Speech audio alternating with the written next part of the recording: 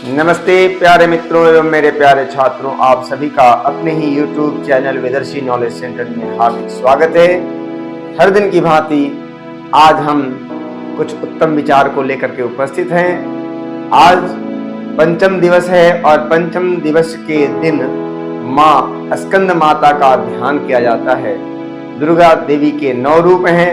9 रूपों में से जो 5वां रूप है वह स्कंद माता है। उस स्कंद माता का आशीर्वाद प्राप्त करने के लिए हम सभी आज माँ स्कंद माता का ध्यान करें। ओम या देवी सर्वभूतेषु माँ स्कंद माता रूपेण संस्थिता नमस्तस्यै नमस्तस्यै नमस्तस्यै नमो नमः। स्कंद मात्रे नमः। स्कंद माता आप सबों के जीवन में अनेक खुशियां प्रदान करे, इसी कामना के साथ मैं आज के कुछ उत्तम सुविचार आप सब तक पहुंचाने का प्रयास कर रहा हूं। आशा करते हैं आप सभी पूरे वीडियो को अवश्य देखेंगे। यदि आप हमारे चैनल पर नए हैं तो सब्सक्राइब अवश्य कर लेंगे। तो आज के सुविचार कुछ इस प्रकार हैं जिनको कि आप अपने जीवन में ला करके निसंदेह अपने जीवन को उत्तम कोटि के बना सकते हैं। तो पहला विचार कुछ इस प्रकार है, जब तक जीवन है प्रेम से रहिए। जब तक जीवन है प्रेम से रहिए, उसके बाद तो प्रेम में रहना ही है। इसलिए जब कभी किसी से मिलिए तो प्रसन्न होकर के मिलिए और अपने जीवन में सदैव आपको क्या करना है, अपने जीवन में अपने संबंधों को बहुत बढ़िया बना के रखना है सभी से। इसलिए क्योंकि कहा जाता है कि रिश्तों का संबंध सिर्फ रक्त से नहीं होता, रिश्तों का संबंध सिर्फ रक्त से नहीं होता, मुसीबत में हाथ थाम लेने वालों से भी होता है। मुसीबत में हाथ थाम लेने वाले से बड़ा कोई रिश्ता नहीं होता। इसलिए प्रत्येक को चाहिए कि यदि कोई मुसीबत में है तो हम उसका सहयोग करें, उसकी मदद करें, क्योंकि बिना सहयोग के यह दुनिया नहीं चलती है। और परमात्मा ने हम सभी के लिए यह जो दुनिया बनाई यह निश्चित रूप से सहयोगात्मक रूप से चलने के लिए ही बनाई है। इसलिए तो नाना प्रकार के रिश्ते संबंध हमारे परम पिता परमेश्वर ने हमें प्रदान किए हैं। कभी गुरु के रूप में, कभी शिष्य के रूप में, कभी माता पिता के रूप में, कभी चाचा चाची के रूप में। तो संबंधों में मधुरता बनी रहनी चाहिए और कभी भी किसी को मुसीबत में छोड़ना नहीं चाहिए। मुसीबत में उसकी सहायता करनी चाहिए, क्योंकि आज के समय में जो कड़वा सत्य है कि इंसान सबसे ज्यादा जलील अपने पसंद के लोगों से ही होते हैं। इसलिए अपने पसंद के लोगों से, यानी माता पिता गुरु, इन सब से होते हैं। तो इन सब का हमें अपने दिमाग में नहीं रखना चाहिए, गांठ नहीं बांधना चाहिए। इनसे जलील होने की आवश्यकता नहीं है, आपको आगे बढ़ने की आवश्यकता है। क्योंकि नेचर है, ये प्रकृति है कि इंसान सबसे ज्यादा जलील अपने पसंद के लोगों से ही होता है। यह कड़वा सत्य है, लेकिन इसको हम नकारात्मकता रूप से नहीं लेंगे, हम इसको सकारात्मक रूप में लेंगे। क्योंकि आपको मैंने कल के विचार में भी बताया था कि व्यक्ति को यदि कुछ जलील होता है या कुछ ऐसा कुछ होता है तो वो निसंदेह कुछ न कुछ और अच्छा करने के लिए होता है। ठीक है, इसलिए अपने जिंदगी में इन सभी तमाम बातों को आप नकार दें एक सिरे से।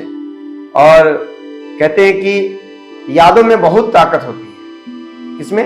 यादों में बहुत ताकत होती है, वो कल को आज में जिंदा रखती है। यादों में बहुत ताकत होती है, वो कल को आज में जिंदा रखती है। जैसे आप एग्जाम लिखते हैं, कोई भी एग्जाम, तो आपको आपने जो याद कर रखा है वही आपका शक्ति बन करके उभर के आता है और आपके एग्जाम को क्या करता है, सफल बनाता है।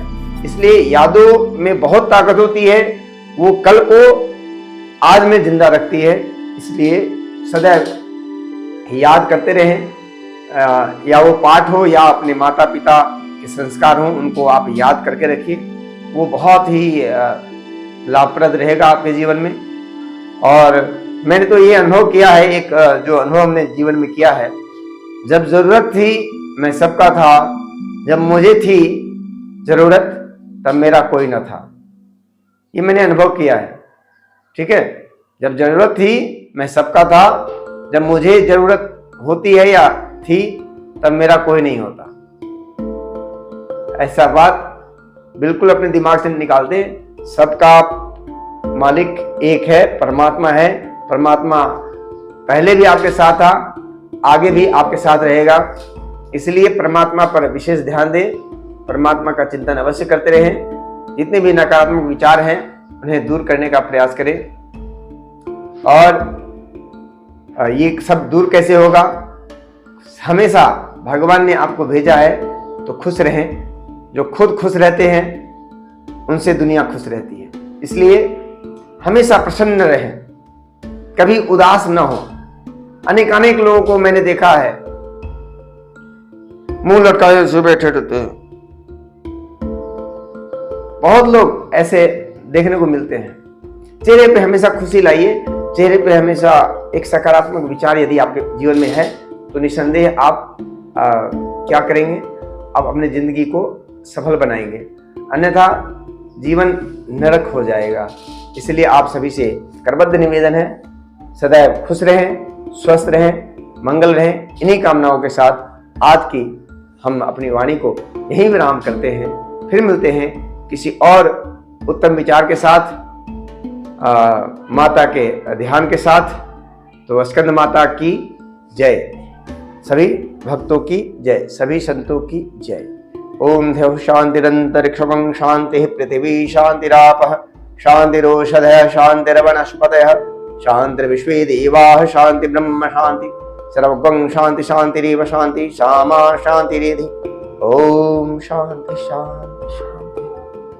तव चकाकिल न स्तुतिरंबिके सकल शब्दमयी किलते तनु निखिल मूर्तिषु मे भवदन्वयो मनसि ज्यासु वही प्रसरासु च इति विचिन्त्य शिवे समिता शिवे जगत जातमय नवसादिदम् स्तुति जपार्जन चिंतन वर्जिता न खलु कांचन काल कलास्ति में, न खलु कांचन काल कलास्ति में। इस संसार में हे माता, तुम्हारी उपासना से बड़ी कोई चीज नहीं है।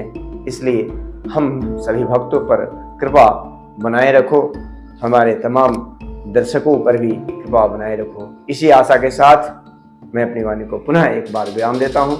जय तु संस्कृतम, जय तु भारतम। धन्यवाद।